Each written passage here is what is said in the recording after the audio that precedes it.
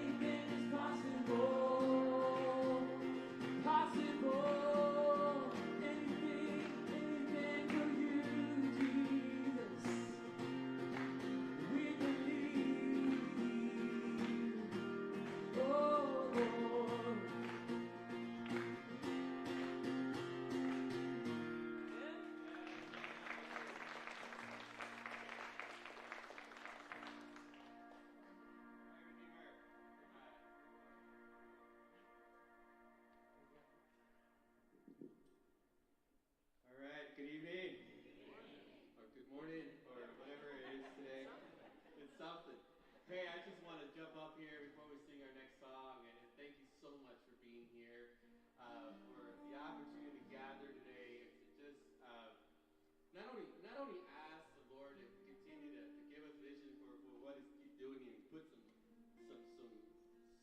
some particulars into what we're calling Vision Night, and some specifics that we're going to move into together as a church, but also just to celebrate, like to say, God, this is so awesome that we're here today. And that's why we're starting with a little bit of worship.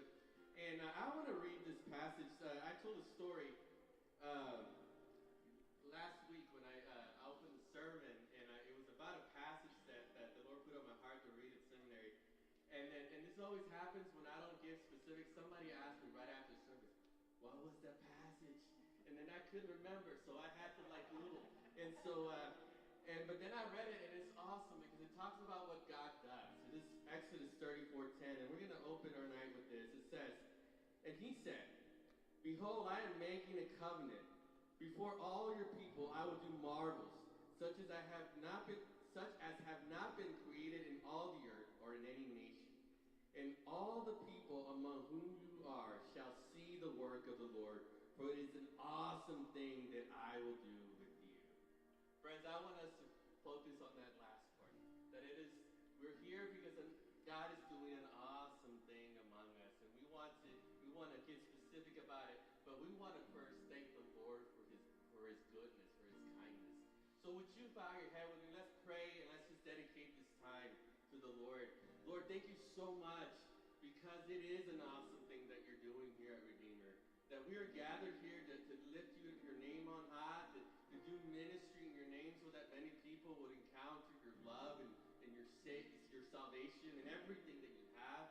And Lord, as we gather and we hear this vision, Lord, we want to invite you, Holy Spirit, to be the one that leads us tonight, the one that moves in our hearts and in our minds, that we would see what you see. That's what we're asking, Lord. That we would all be able to see what you see and get excited as you are excited.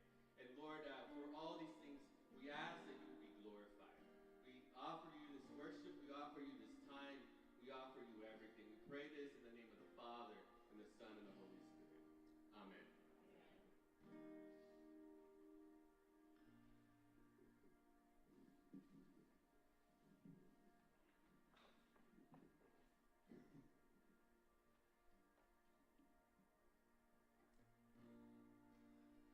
It's good to worship together. Thank you for being here. Let's lift this up together. Come on,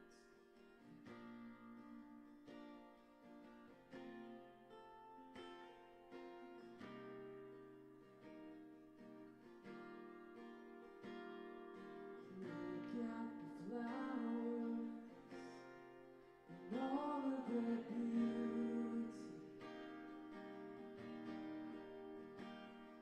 I don't have to wonder.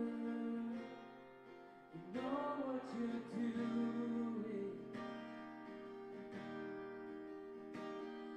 So why would I worry at all? You're faithful to supply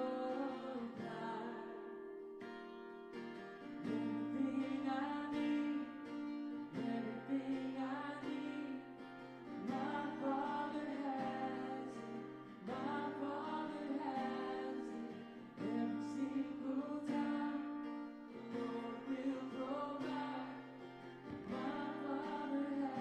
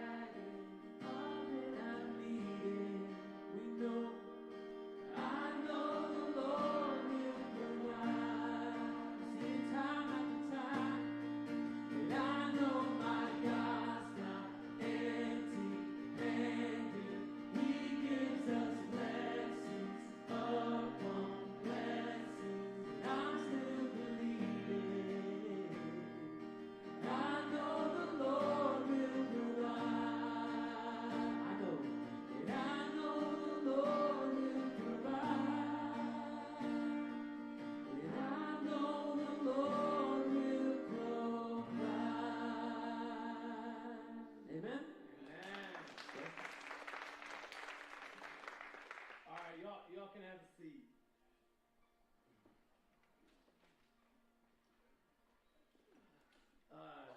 I got to begin by saying thank you guys for coming out this 4 o'clock, whatever, afternoon. I also will point out that evidently we were able to work it out with the Texans and the Astros that were right between the games today, which is good. And I really appreciate you guys taking the time. Some of you guys have been a part of some of what we've been doing behind the scenes already, so thankful for you guys. And a lot of you guys are brand new to what we're talking about right now and sharing some vision for our church. Because what we're about to do in a couple of weeks on Sunday morning is launch a sermon series called Tenfold and a campaign to build a new building. And I'm going to talk about all that in just a little bit, but just the first thing I want to say is I can't believe that we're here as a church. I really am still kind of amazed that we are in this moment right now. That like this is where God has led us to this decision, to this place, to take some of these steps. When I think about just where all that we've come through in the last couple of years. Do you guys ever have those moments in your life where you just are like, I can't believe that we made it. I can't believe that God got me through that. I can't believe that here we are and this is what that looks like. I think this is one of those moments. And it actually brought to mind a passage of scripture in the book of 1 Samuel, a story actually I bet some of you guys are familiar with, where Samuel and the Israelites are kind of in a corner with some of their enemies that are fighting them. And things are not looking good. They're kind of backed up. They are going to be absolutely whooped. And they just start crying out to God for help. They just start asking God to come in and to do something. And so Samuel leads them in this prayer. And out of nowhere, there's this storm that God sends. And there's thunder and lightning that comes, and it absolutely terrifies the folks that are up against the Israelites, and they run away in fear. And the exact opposite of what was anticipated in that moment happens, where the Israelites rout their enemies instead of being routed by their enemies. And I am sure when you read the passage, it's one of those moments where they were just like, I can't believe we made it. Like, I can't believe that happened, that God did that. And it's in this passage that there's actually a famous thing that we still lift up today in the song, Come Thou Fount of Every Blessing. It's in this passage where Samuel leads them to take a stone and set it up between Mizpah and Shen, and he names the stone Ebenezer. Thus far the Lord has been our help. Ebenezer meaning stone, Ezer meaning help. So it's the stone of God's help. And they just take that moment to say, like, thank you, God, for helping us. We can't believe we got this far. We can't believe you were with us this far.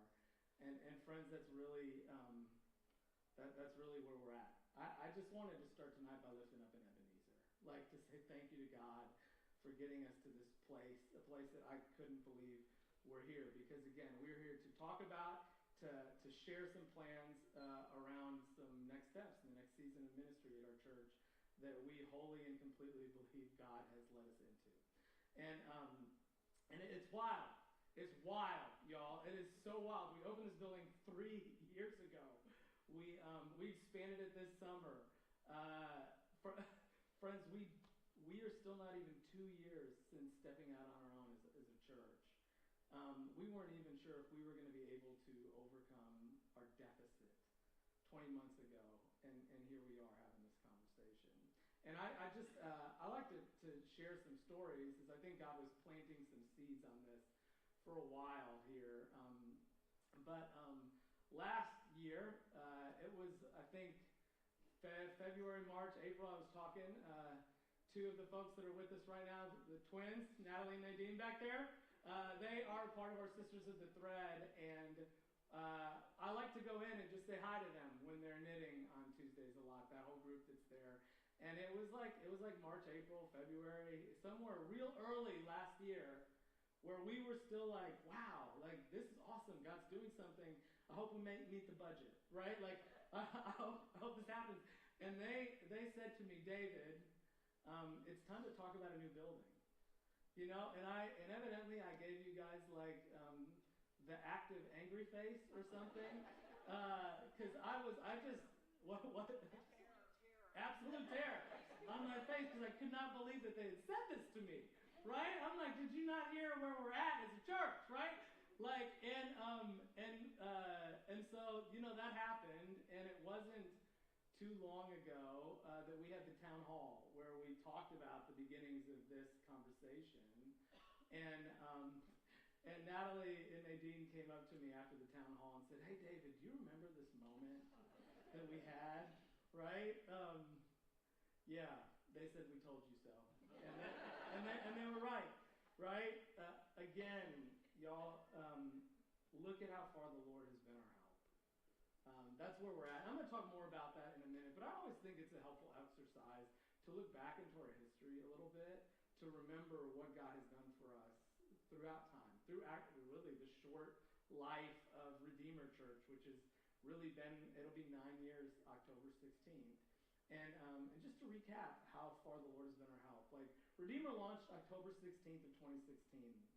And most of you were not there that day. Some of you were, but it was a lot to get us to that moment. Like, there was a lot of work. We built the team from FEMC. We had to get 2 buildings that smelled like must cleaned out, and we had days of work and preview services, and man, did our kids look young 9 years ago. And it's really cool actually to look back on some of these pictures and see that some of us have been involved from the very beginning. Some of us that have actually become a more active part of this more recently, right? But y'all, I think what was evident from the beginning was right when Redeemer started, God put a special touch on this place, and He blessed it, and He was going to be our help. We launched with after we launched, we had 200 adults in worship, 100 kids, that were coming. That's a good start for a church. It was God really, really helping us, and God was our help. And then what happened after that? The next time God was our help, 10 months later, some of you guys were here, what happened? Hurricane Harvey, right? Both of those buildings that we were in flooded. The small one enough to really mess that building up. The big one enough to just be super annoying, so that we had to do something about it. But we had to muck them both out, clean out all the walls. We tried to have joy in it as it happened, but y'all, it was hard. Like, it was really devastating in a lot of ways. We had to go back down to 1 service. We had to worship at FEMC for 9 weeks, and it was a challenge. But what's really interesting when I think back to our history in that time, it was during that moment actually that I think really we even more so formed as a community and tightened up and knew that we loved what God was doing here, and we mucked it out and rebuilt it ourselves. Like, we got going, checks started falling from the sky to pay for it, like literally. Like, we had a guy just walk in one day, say, what's going on? Next day he hands us a check for $10,000. It was incredible, and it was another time where we got to see how far God was our help in that rallying moment for our church. Then, just to recount some of our history, from 2019, from January of 2019 when we got in, we had a solid run at Redeemer. I think this was really our first kind of growth spurt that was consistent, where we found our footing. We hadn't done everything only once. We were in our 2nd year of ministry, and it was actually that time that we stepped out in faith again and decided to launch REC. At that time, it was Redeemer MCP. Everybody look at Barb and say, thank you, because that was one of the best things we ever did. And now look at Emily and say, thank you for carrying it awesomely today. So thankful for all this, and all the teachers. There's teachers here. Thank you guys. But REC, we did that as a vision to kind of move forward and in what we wanted to do in this community, to really lift up families and disciple kids and clear need for this. And even more so to make a connection between the church and the school that was strong and intentional. And man, it's been one of the greatest sources of ministry that we've had over the years. It's been awesome. And so in 2019, we renovated the buildings again to open up for rec the third time in 2 years over there. I'm the only one laughing.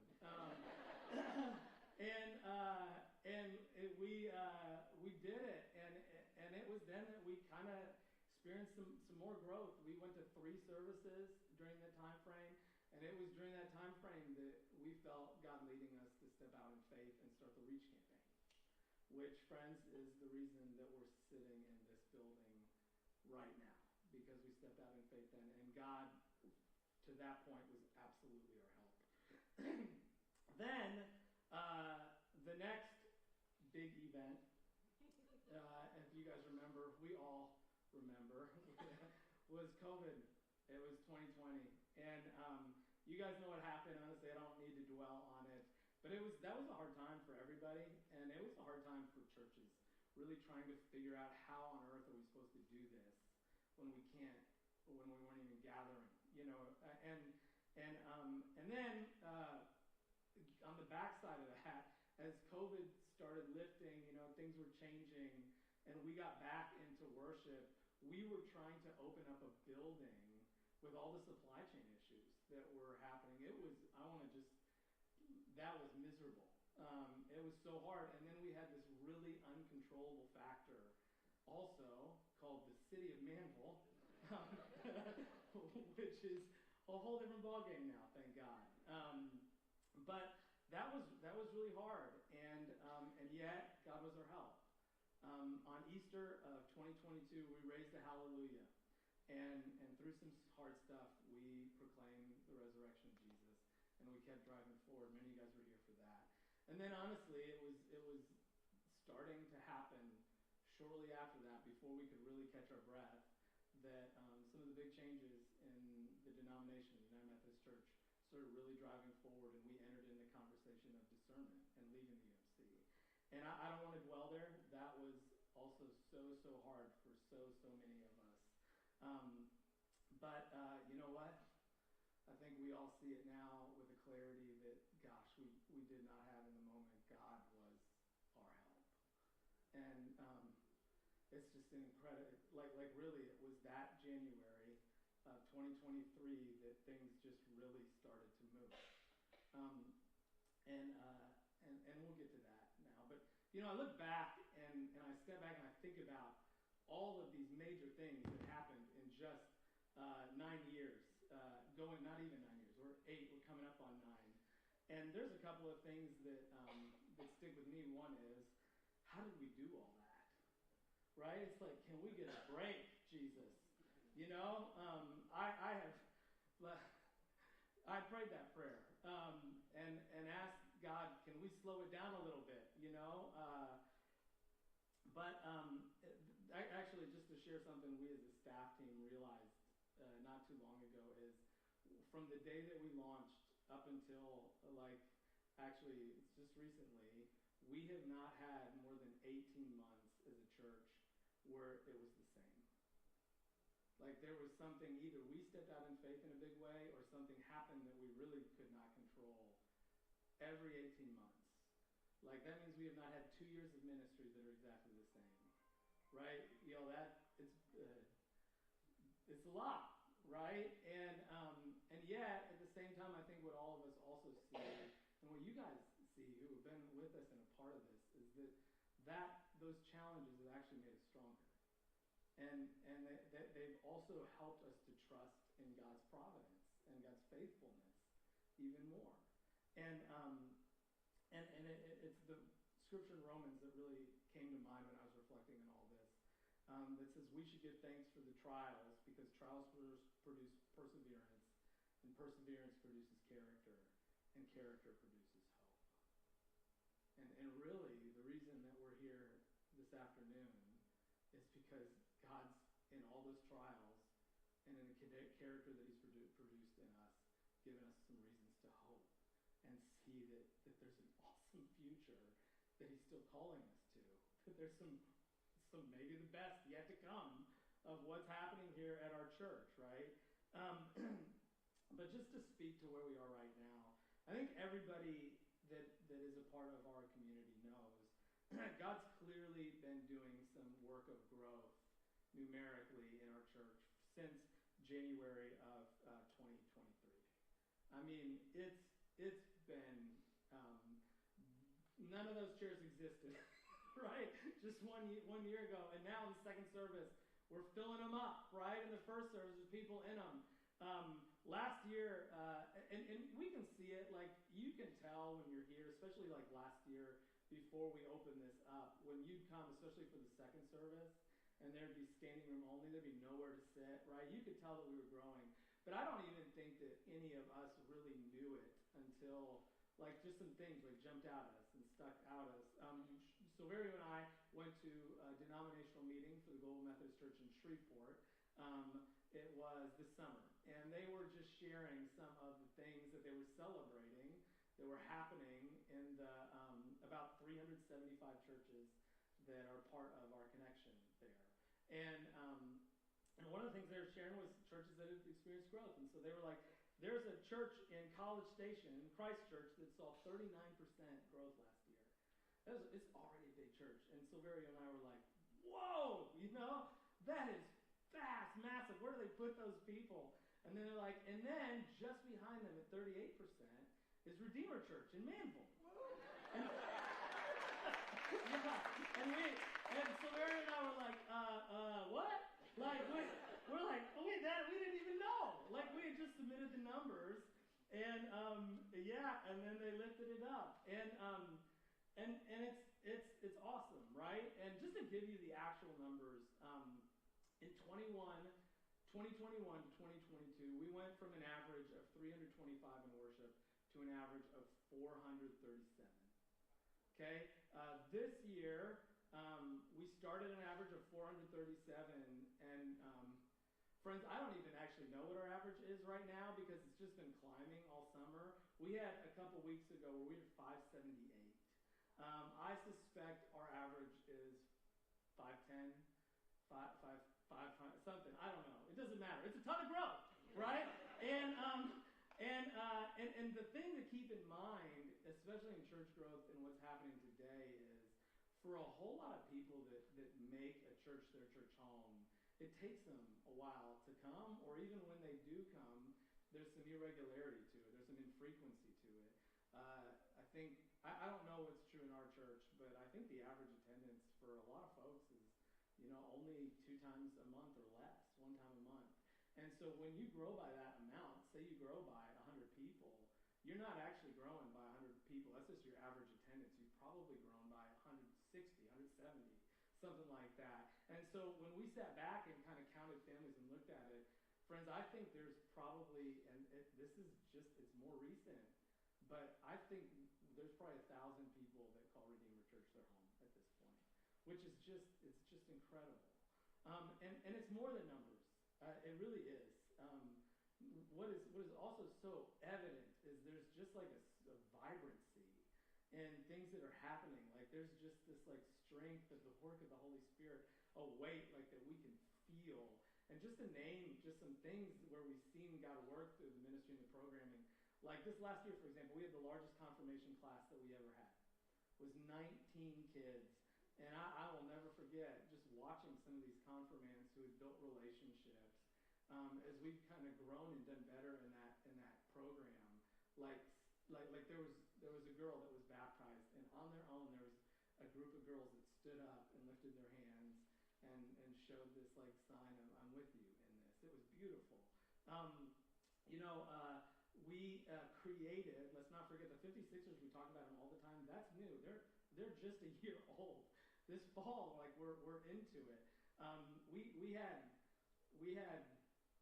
36. Have you guys seen the room that they meet in? There was 36 of them Wednesday night, a couple weeks ago. That is totally untenable. That is not okay. But we'll talk about that later. A lot of people say their favorite moment in our church is when we do the kids release video. I don't know how I feel about that as a preacher, but what, like, a lot of people, they say, like, ants off a log. There they go, ants off a log, one by one by one. And it is. It's just like when we did Promotion Sunday and we came up and prayed for all the kids, man, both services, just all the way across. It's just a blessing. There's 120 to 140 kids that are in the nursery through fourth grade every single Sunday at Redeemer. And did you guys know that REC, actually, since we opened a new building, has doubled its enrollment? We have more than 200 kids. A lot of you guys don't know this. There's 200 kids that are enrolled plus in the program that are here every single week. We have a waiting list. Like we had a moment last year we had to turn so many away, and there's just a lot of opportunity there. And then adults. Do you guys know how many growth groups are at Redeemer right now? And there would be more. We got to get some leaders in place, but we've got 29 groups that are meeting at Redeemer. That is 50% more than we had just 2 years ago. We had over another just fascinating statistic is we had a women's Bible study, Really Bad Girls of the Bible, this last summer. Yeah, did you like it, Megan? Oh, good. You know that there's 100 ladies that registered and were a part of that? In the summer. Like what? I mean, I don't know. Maybe we should do like a really terrible dudes and see what happens. But we have a men's ministry. We didn't have that 2 years ago. We have a men's breakfast about once a quarter. We have 50 to 60 men show up for it. We had a men's retreat, and we had a tenfold event where some people shared what has been one of the most impactful things that they've been a part of at Redeemer. And I think 3 or 4 other guys that shared said that retreat. It's just really cool to see what God's done. And y'all, just lastly, just to name this, I said it already, but God's grown our church financially. I still count it a miracle that when we stepped away as our own in 2023 of January, we were looking at a $29,000 deficit every single month. And we had like 13, 14 months to go before there was going to be an issue. You know, just through some new people coming, some brothers and sisters from our sister campus at FEMC, and through, gosh, it was also just like a bunch of random people that started showing up at that time. Man, like by month 3, we were done with that. It was over. Like it was clear that God had met it. And I don't know if you guys know this, we've shared it, but you know, last year, between what we anticipated and what was actually given as a gift to our church, we had $1 million swing. And that money's in the bank. Like that enables us to do so much. It's so incredible. It's why we're able to blow out the walls. It's just so good. We were able to increase our budget from last year of $860K to $1.25 million. And it's been enabled by you guys being generous and by new people being generous.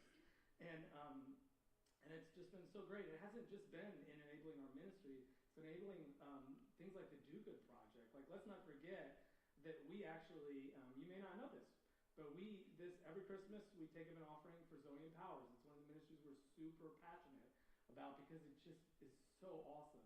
And we had to re-up, like, are we going to do a new group? It's about $9,000 some every year. Would we be able to raise it? We raised enough for 2 groups this last year. It was incredible, right? And it's just been so much fun seeing what God has done. Honestly, it's been one of the most blessed seasons of ministry that I've ever gotten to lead as a pastor. It's been a blessing. But what I think also, and part of the reason we're having vision and doing this whole effort is because what we as a staff recognized and the executive leadership team started seeing, and I know some of you guys who have had to live into it have experienced too, we're out of space. Like we're negative space at this point. Just to name some of the immediate needs that we have, like we don't have any adult classrooms. We don't have any adult discipleship space at all. We used to have adults meet at A5. When we expanded the lobby, we had to get rid of it, and there was one Sunday school class, some of you guys may be in here, so a growth group that started in A5, moved to a children's classroom. We had to kick them out of there because we had too many kids, and and now meet over in the other building in an office, out of an office. Other spaces used on Sunday morning are nooks and crannies here and there. The porch, it's just, it's ridiculous. We also don't have good large group space. And we're really having to get creative. So on Wednesday nights is where we kind of really see this. When we have all of our programming happening for every age group, there's no place for adults to meet other than this room. And that really is not optimal. That's really not a great kind of system for what we try to do in ministry. And so we figure it out. But the big room that we use when the kids weren't in there is a space that has already been maxed out. Like, we're having to choose to not do ministry in certain ways because we don't fit anymore in that space. Another thing, I mentioned this before, but the 56ers, they don't have enough space. And it's not, it's not going to get any better. It's probably going to get worse. That's something that has to be attended to. And actually, in our programming, the 56ers bleed into other rooms because we just don't have anywhere else to put them. The other thing I think we realized is that when you're thinking long term about how we grow as a church, there has to be phasing that's considered. So one of the things that I'm going to talk about in a minute is the long-term plan for a property is not for buildings B and C to exist anymore. The long-term plan is to knock them down for all kinds of reasons. And so if we do that, right, and it takes 18 months or whatever to build a big sanctuary, that's not actually what we're talking about tonight. But if that happens, what do we do with the ministry that was in those places? Right, there is so much that happens in those two buildings. Like, where does it go? Like, and so we have to consider things like, do we have sufficient classrooms for rec? What happens to RSM and the student ministry that's in building C? What happens to the big room, right? What happens to the offices? Like, we got to make plans for that. And so all this is kind of in our face and thinking, and then just kind of in the background, I just think this is important to say, we're still at the front end of development in Manville. The front end.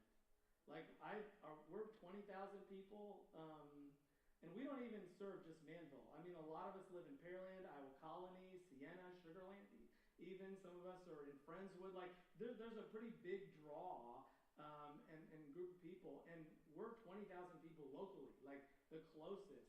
Alvin is another place. Manville is supposed to add another 100,000 people in 20 years, in the next 20 years. Valencia is coming in right now. Y'all, where are they going to, like, where are we going to put them? You know, like, it's one of the most incredible opportunities God has given us and what's happening in the growth of this church, and this is a challenge.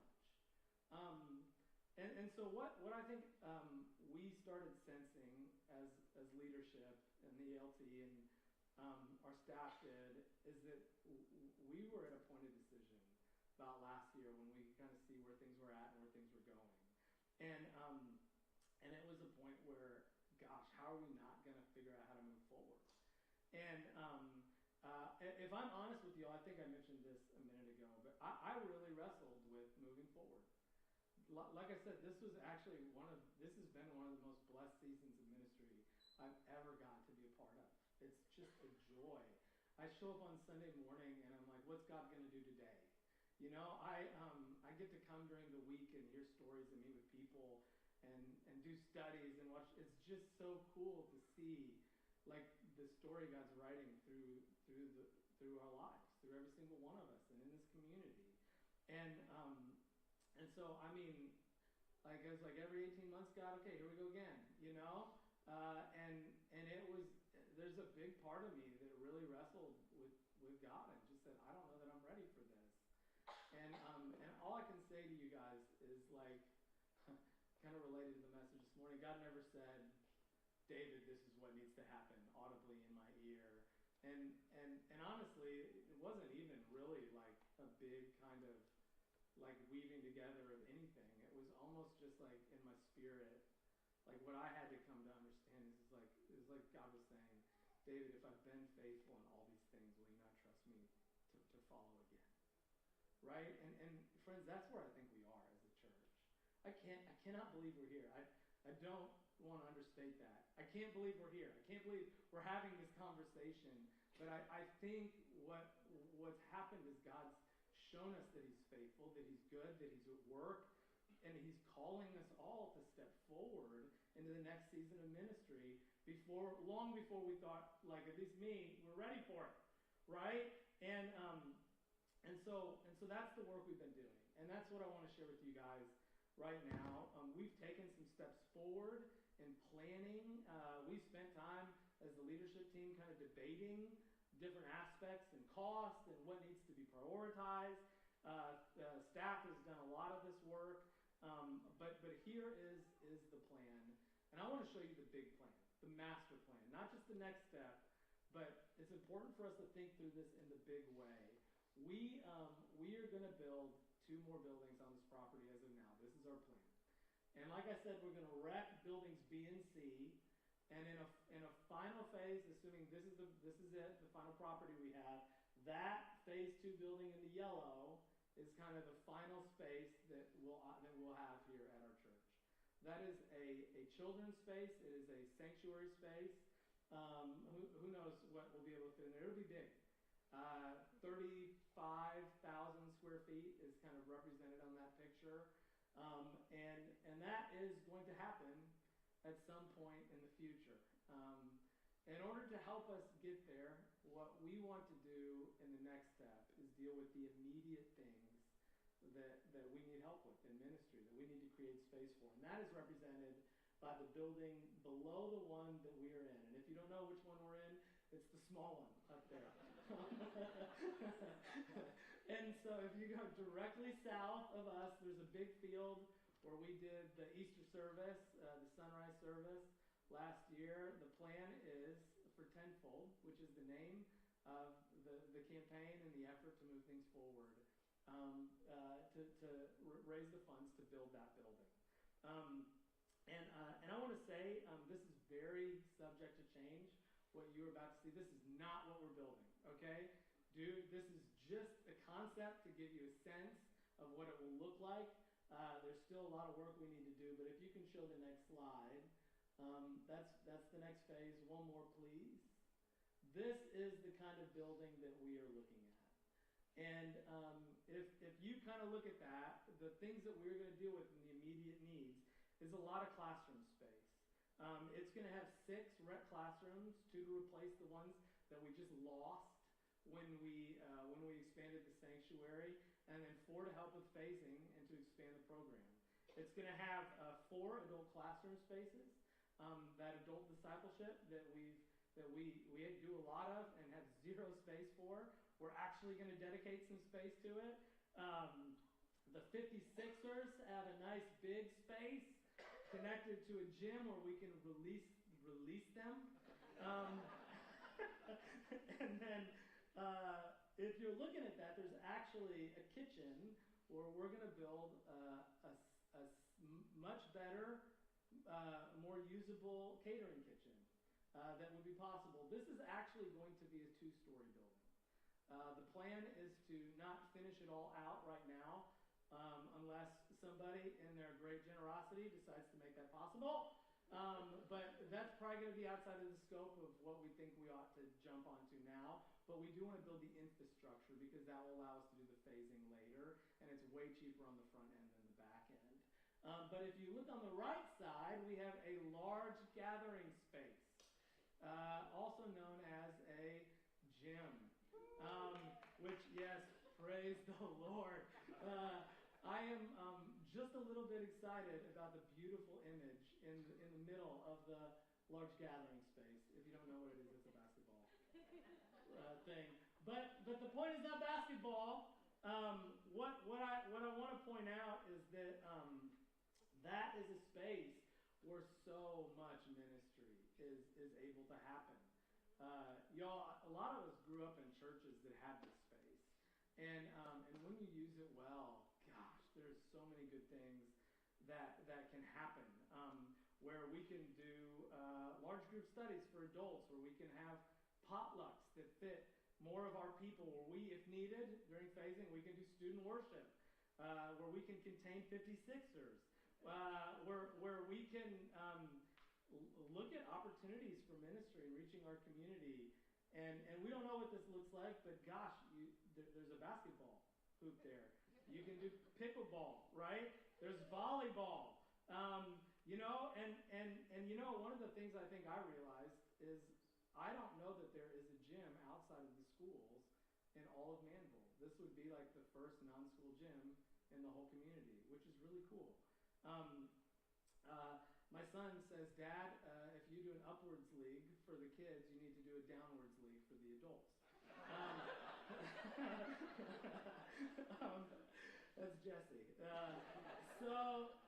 So guys, just think about that. Like, imagine that we did that, and all the possibilities this enables for our church, not only to meet the immediate needs, but to make space for what God can continue to do into the future. And I think one of the things I especially like about this space is I think one of the things that defines us as a church, that really marks us, is we care about people, and we know each other, and there's this connectional aspect to who we are that we do a lot of work at. And like, what this space does is it enables person-to-person connectional ministry. Like, that's what it's for. Like, in all of the ways, it's discipleship. If we do a league, you better believe we're going to be talking to parents and connecting with those people. Like, there's some of the best things about who we are just strengthened by this kind of step. And so it's really exciting. Okay, what is it going to cost? What's it going to cost? It's going to be free. No. Our cost estimate for this building is somewhere between $4.5 to $6 million. It's a lot of money. Our minimal scope within that cost will include the 6 rec classrooms, the 4 adult classrooms, 2 56ers class spaces, and the gym space. That's all within that, in the kitchen, and building out the second story. Building the infrastructure for the second story. That's what we're looking at, somewhere in the $4.5 to $6 million range. How are we going to pay for it? And so this is where the beginning of that answer comes from what we're about to do in the campaign called Tenfold. Friends, what we are hoping to do this fall is to raise $2.5 million in a capital campaign. We've done a lot of research. We actually have a consultant that's helping us kind of work through some of this, kind of do some of this planning. And they believe that is a reachable goal and a healthy faith goal for our church. Our current budget is $1.25 million a year. Like, kind of dead center on where churches tend to be able to raise money is 3 times the 1 times. Dead center's 2 times. $2.5 million is kind of what we're hoping, and we really believe we can do. And that is the main way that we hope to pay for this. We are going to ask you guys, and have asked all kinds of people, asked the entire congregation to generously consider what you can do to make this possible.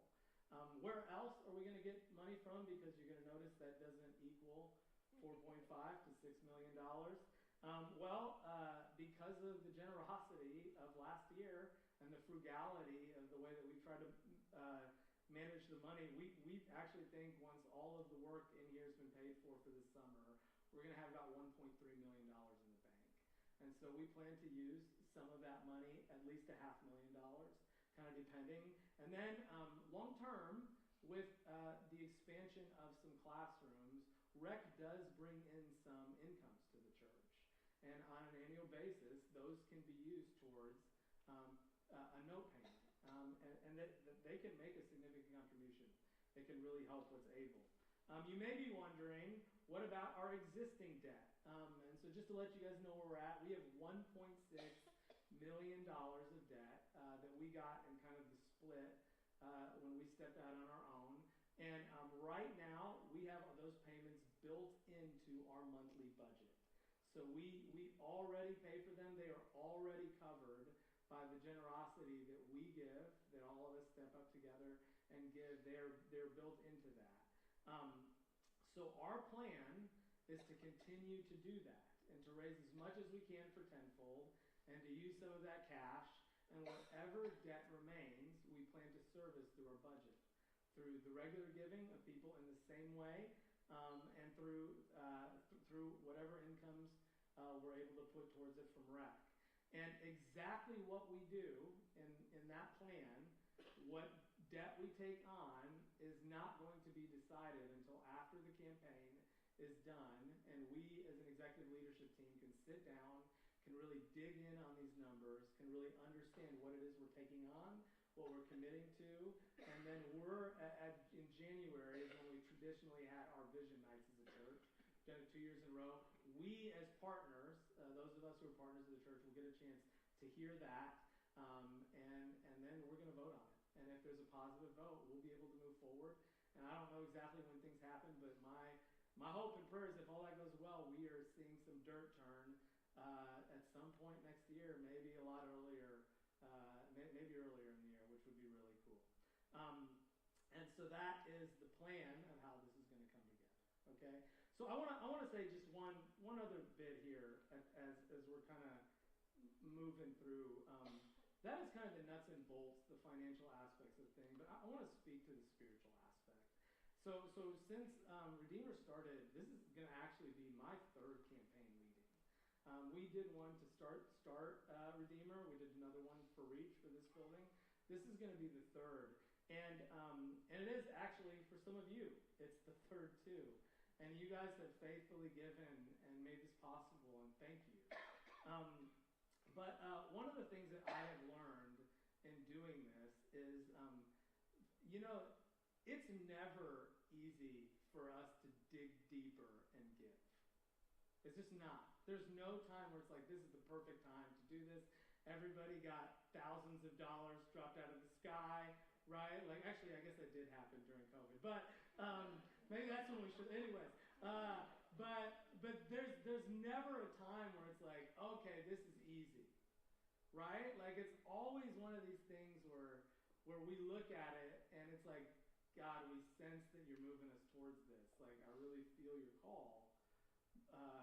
But, it's just always going to be a challenge, right? There's just never a time. And I think there's very good reasons that it's always a struggle to be generous. To ask people to give over and above. And I do want to be clear, what we're asking folks in our church to do isn't just to reallocate their giving from one thing to another, but to give over and above what they are already giving. Because that would defeat the purpose of what we're trying to do. But there's so many good reasons for us not to be generous. There really is. You might have kids that need braces or college coming up. You may have medical expenses that you didn't anticipate. Maybe our finances are just not where we want to be. Maybe there's trips that we've been planning and looking to do for a long time, right?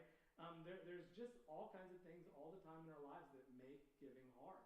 And I think what happens is everybody kind of steps into this moment in different places, in different feelings, in different experiences, right? And what I can tell you after having done this is we all just kind of have to get into it, and it's just incredible to me how something difficult like this actually ends up being a really good opportunity for ministry, a really wonderful opportunity for God to work in our lives. Like, here's what I want to tell you actually I think is the deeper, bigger thing that Tenfold can do spiritually for us. It's not just, it's hugely about enabling ministry, but it's us getting a chance to grow in our faith. It's us getting a chance to trust God and to open our hand. And when our hands are open, God can then give us good things. And so, like, there's so much teaching in the Bible about finances and faith. I'm not going to get into it now. But one of the things, like, I just think is worth saying, so I was reflecting on this. I don't think God needs our money, but I do think our money needs God. And I think when we learn to really trust God with our finances and we learn to take steps of faith, right? Like this is actually some of the places where we really get to see the Lord provide for us and our faith come alive. And I, like, believe it or not, I'm actually like truly excited to see God get into our lives and to make each and every one of us kind of think about this and consider what he might be calling us to do, and for us to do the work of learning to be generous and trusting him, right? And I really, my goal is that all of us would kind of go on this journey together and do the work of prayer and get to see God show up. And honestly, actually, I've been telling this with some folks that we've been talking to already. I'm not even that. I am interested in the number. Like, it's going to make a difference in what happens, right? But what I really think the opportunity is for us to go on the journey of prayer and for us to learn to trust God and for us to then let the Lord move and then see what can happen when a whole bunch of people together unite and open their hands and trust Jesus and move forward. Friends, I think that's why we are in the place that we are right now, because we've done some of that, and it's just like, keep doing it, right? I've been faithful before. Let's continue again. Y'all, here's what I'm asking you guys to do tonight. Just a couple of things. And actually, here's the first. I'm going to go off script here, Stephen. And I'm not going to go super long, friends. But we're going to study the passage in Mark of the seeds that go on the soil. That's what we're going to do for tenfold. And really, what I think is happening in this moment, what we are going to be doing is letting God sow seeds in our lives, right? Like opening up our lives and our hearts and our minds and letting God just sow some work, some promises, some words into our lives. And what is really incredible when you study this passage, it's going to come forward when we look at it, is like when the soil is right and we are able to receive God's words and trust him in anything, right? Like at the end of the passage, it says there's a harvest of 30, 60, 100 times what was sown. And so the promise in the scripture is that like when we let God sow these seeds and we faithfully like trust them, like God can do something bigger than we could even ask or imagine or anticipate. You might be like, why is it called tenfold? Well, we didn't want to get greedy. We were happy with just 10 times what it was, actually. But no, I mean, who knows what God could do? 30, 60, 90, that's what the scripture says. Like, and that's what I want to believe. And I want to see every single person from our church go through this journey and step up. And so that's what I'm asking you guys to do tonight. If you guys, we're not asking anybody to give a commitment tonight. That's not what we're here for. We want you guys as partners. We want you guys as volunteers. You guys who are committed to this congregation to know what's going on, to understand it, to even now, tonight, ask some questions. But we really are interested in us going on this journey together for the next few weeks, starting at the last Sunday of this month, right? The success of what we do is going to depend upon the partnership of the church, upon those who are serving, upon those who are making things happen. And so would you just begin now praying? Would you pray as individuals? Would you pray as families? And would you say, God, work on the soil of my heart, open up my life, do what you're going to do. What's the part, God, pray this, what's the part that you've called us to play in this? Personally, spiritually, financially. And it may not just be financially. Like friends, like there's a lot of different kinds of work God can do. I've actually been having those conversations with some folks. I think all of us are going to have to take next steps. I think all of us are going to have to be open to what God says. And I think if we pursue it in prayer, the Lord will speak to us and lead us into what we each need to do. Next, I'd ask you guys to engage fully in what we're going to do. There's a lot of work we've been doing in preparation for this. And I think there's going to be a temptation to just kind of check out, right? Especially if we've done this before, to be like, I know what David's going to say. I've heard all this already. You may have heard some of these things. This is a brand new opportunity for God to work in your life. And I just hope that you guys are open to it. And that's what I want. I want you to know that our family is fully committed to this. We're not asking you guys to do anything that we ourselves are not doing. And we've had multiple discussions and have really spent some time in prayer and really feel good about how we're going to be able to show up. And so we're not asking you guys to do anything we're not doing alongside. And I'm scared to say this, but we haven't turned in a commitment card. Who knows what God will continue to do in any of our lives. Finally, again, I said this already. If you have questions tonight, concerns, let's talk, right? Speak to me, to Pastor Silverio, to our staff, to the leadership team, to Dean. We've been in this for a while. This is new to you guys. We've been working on this for quite some time, and we'd be happy to answer your questions. Maybe you bring up some things we hadn't been thinking about. And then finally, when the time is right, after you've gone through this journey, I would ask you guys to give.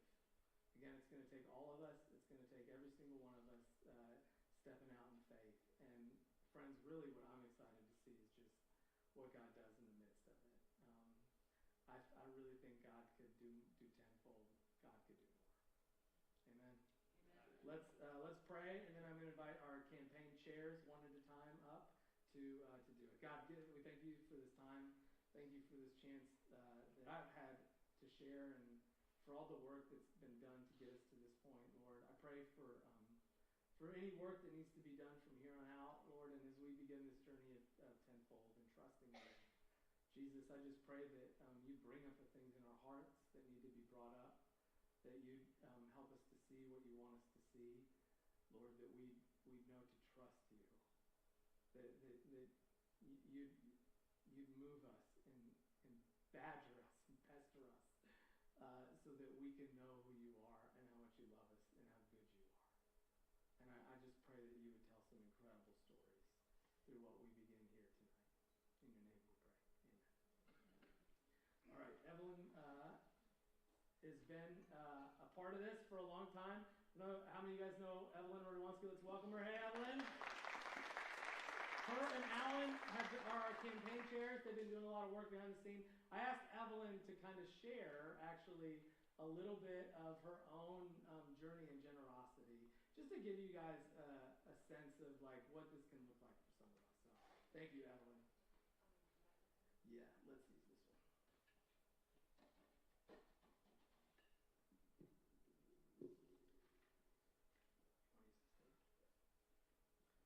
Good evening. I'm Evelyn Rodwanski, and Alan and I are the campaign chairs for Tenfold. I wanted to get started tonight with just a show of hands for who has seen the musical Wicked. Y'all are my people. Yeah. So if you've seen it, this won't be a surprise to you, but if you haven't, it's the prelude for The Wizard of Oz, where we learn how the Wicked Witch of the West came to be. It's a great story. And without giving any spoilers, it's also a story of friendship and the way friendships can change and shape us. So my favorite quote from the musical, and I'm not going to sing it, is, "So much of me is made of what I learned from you. You'll be with me like a handprint on my heart. And now whatever way our stories end, I know you have rewritten mine by being my friend." And so when I examine my life, I can clearly see God's love, faithfulness, and security by the friendships and relationships. Is it working?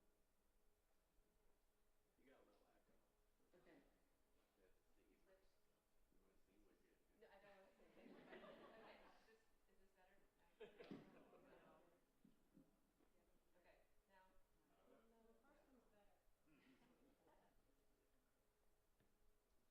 Now.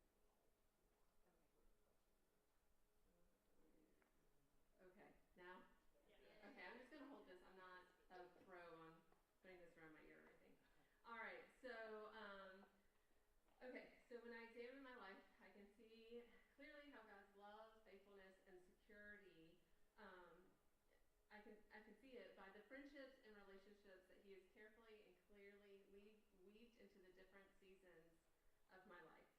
And although my spiritual journey is really composed of these kind of friendships, I'm going to focus on tonight 3 women that really have shaped my spiritual giving journey. So the first one I met was when I was new in my career, and her name was Joy. And Joy and I really bonded over training for an ultra marathon together. And actually, I'm going to have to stop here and probably just give you a little more clarity that I actually trained with her. I was not doing the ultra marathon because when I looked at the application for it, it had a whole section on what to do if a bear attacks you. So I stuck to just doing the training with her during lunch and let her actually go chase off bears. But our relationship really grew through this training. And one of the ways that our friendship would grow, and she challenged me in other ways, like giving to the church. And she witnessed that her husband and her gave 10% and had always been able to provide and save despite the tithing. And she spoke of the blessings that she believed were from this obedience. So I told y'all I was new in my career, and so at this time I was still going home almost weekly, and I would raid my parents' pantry. I would raid my parents' toiletry closet and pretty much stick whatever I could in my car that might save me a little money and drive back to my job for the week. And so tithing at that point seemed kind of scary to me, and I didn't know how I was gonna do that. But I really had to borrow. I use that word. I had to borrow Joy's trust, and I started giving. And it wasn't a 10% tithe, but it was something. And it was my first step in my spiritual giving journey. And so for the next step, I was early in my marriage, and I was traveling about 70% of the time. And so I met lots of friends on airplanes, and one of the women that I met lived up north, and we would meet at Memorial Hermann. And she challenged me one day while we were walking to start saving my whole salary and just live off of Alan's salary. Now, at the time, we were DINKS, which stands for double income, no kids. So the idea of just living off of Alan's salary really did not appease me at all. Like, that sounded not fun. We were having a good time at that point. But what it did do is it started us having a discussion about budgeting and planning. And that was really the next step, was that we actually started putting a budget together that included our tithing and included our future planning for our family, but also with our church. And so even though we were tithing, I would say we were still struggling with control at that point. What if I didn't agree with what I was giving to the church? So when Alan and I were married and we were both agreeing that we should give, we also agreed that we wanted to give to other nonprofits and organizations that we really agreed with, and we knew exactly where our money was going. And I'm not standing up here telling you that you shouldn't give to any other organization. Do not hear me say that. But Alan and I, at that point, our heart was not really in the place to give without, I use the analogy to give with an open hand, right? We were very much wanting to control what our giving looked like. And so enter a missionary couple who moved onto our street. I just love this woman. She's my best friend now. And we got to really witness firsthand God's faithfulness in their lives. Random checks would arrive in the mail during months when they weren't sure how they would balance their budget for the month. And we also saw them still welcoming friends into their home when groceries were costly and entertaining could be draining. Witnessing them leaning and completely trusting God with their finances and seeing their family thrive strengthened and shaped my faith. And it was during these years that Alan and I began tithing fully to the church. And like Joy, I've only seen blessings from it. And like my best friend, we've still been able to generously love others who have entered our lives. I've seen the church also grow without my micromanaging of funds. Imagine that. And we have seen God use the collective resources to grow his church, as David mentioned. So, to be honest, Alan and I are still growing in our generous giving journey. The last campaign, we had lots of discussions.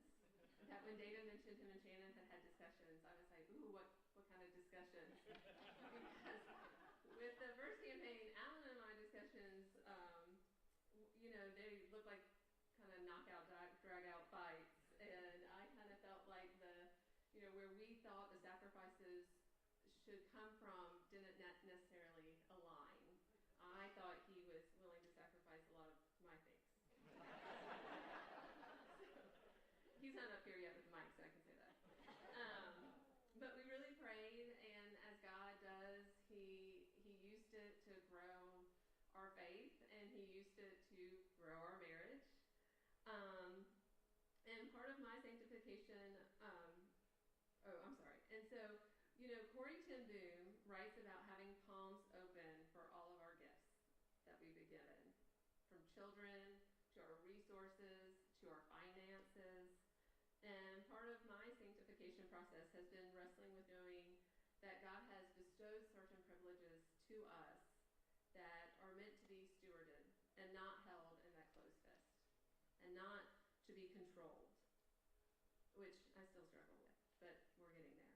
I would like to leave you with returning to the idea of God using friendships from work, planes, and neighbors. Two of the three women I have spoken about tonight have no clue that they've changed my life. They probably don't even remember the conversations that they had with me. But these handprints on my heart that have stirred conversations with Alan and changed our giving trajectory have hopefully benefited the kingdom of God. And when I look back, I would like to stand here and tell y'all, oh, it's because I'm very teachable and I'm very astute when wisdom is given to me. But that's very false. It was really God. It was God putting these people in my life, God opening my heart to these discussions. So I want to challenge each of you tonight with where you might be in your own spiritual giving.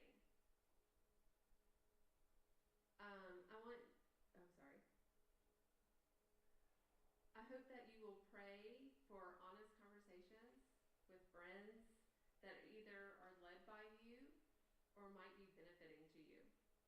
I want you to pray for God to open your hearts to how He can use you to build His kingdom, and to be open to how God might be molding your character more than you might love your comfort. And with that, I would like to thank y'all for your time tonight.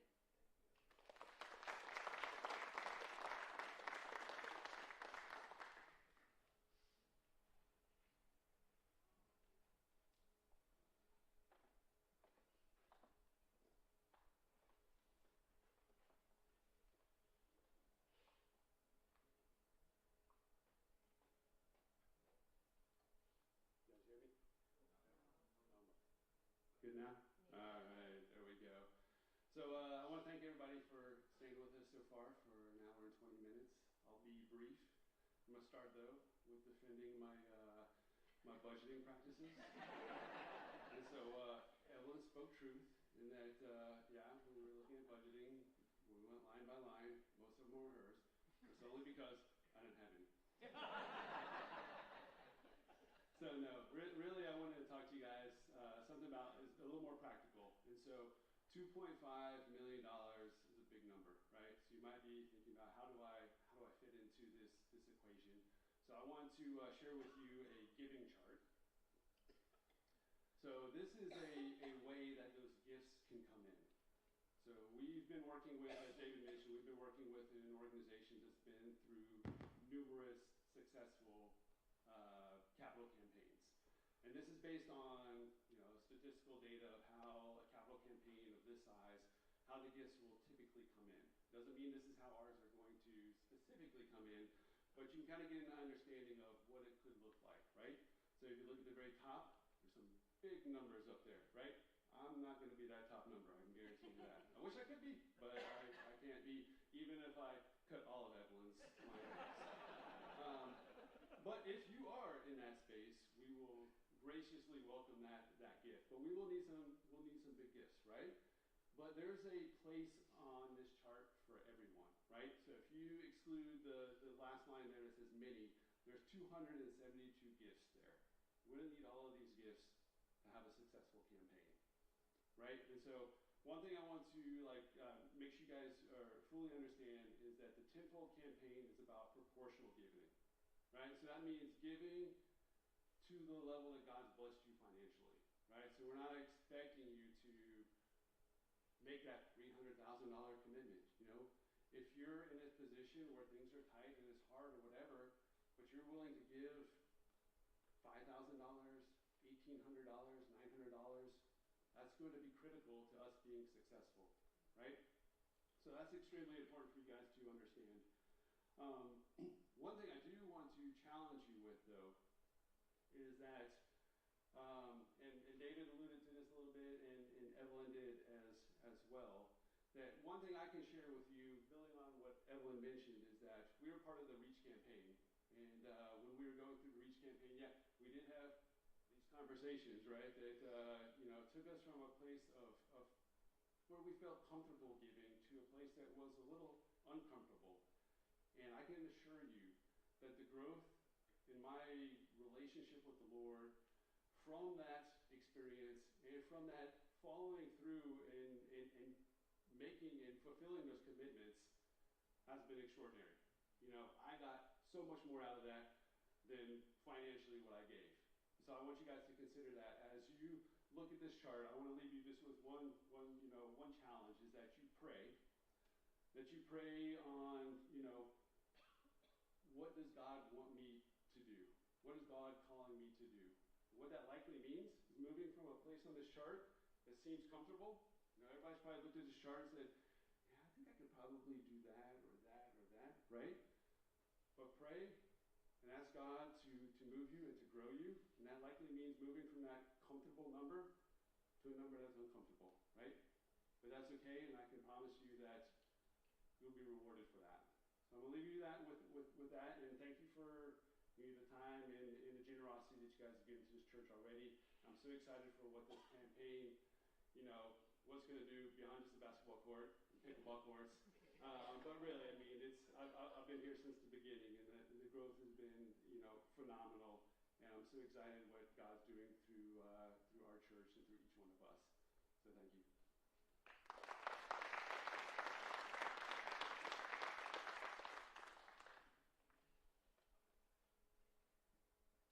All right, guys, we really only have one more thing that we want to do. Tonight, like we said, all I'm asking you guys to do is go on a little journey, to be a part of this, to see, what is it to pursue God and say in prayer, what do you want me to do? And I do think committing to that matters. I think saying I'm up for prayer to trust God really is where we all start. And I do want to ask you guys to do that tonight. And so if you guys are willing to do that, Shin, could you hand me that basket? I got something really cool that some of us in the room are going to recognize. These are flowers that are the result of some seeds that were sown, literally sown. Did you see what I did there? Ha ha. That were done by our sisters in the thread back there. They did 700 of these for anybody in our congregation who's going to be a part of this. And so what I would like to invite you guys to do is to come tonight and to take one of these and to put it somewhere where you'll see it and regularly be reminded of what God's doing in our church, and pray and just continue to ask the Lord, hey, Lord, how do you want me to show up for this? And just see what God does. And so if you're willing to do that, Pastor Silverio will be over there. I'm going to be over here. If you guys just want to kind of make your way up, even if you got one before, take another, give it to your kids, whatever, just say, I'm in. We'd love to hear that. And then as you guys go back, we're going to sing a song just to close tonight that has been really meaningful to us. It was a song that we sang on Vision Night in January of 2023, right when God started this whole thing. And it has that line, ponder anew what the Almighty can do.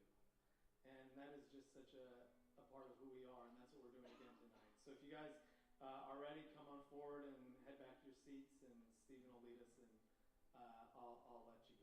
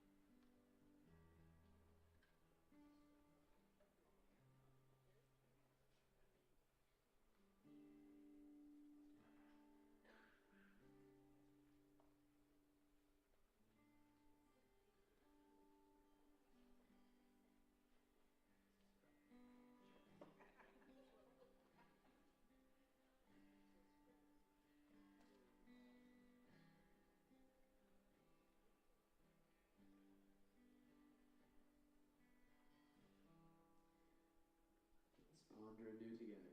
Let's stand and worship. Let's lift this hymn up together.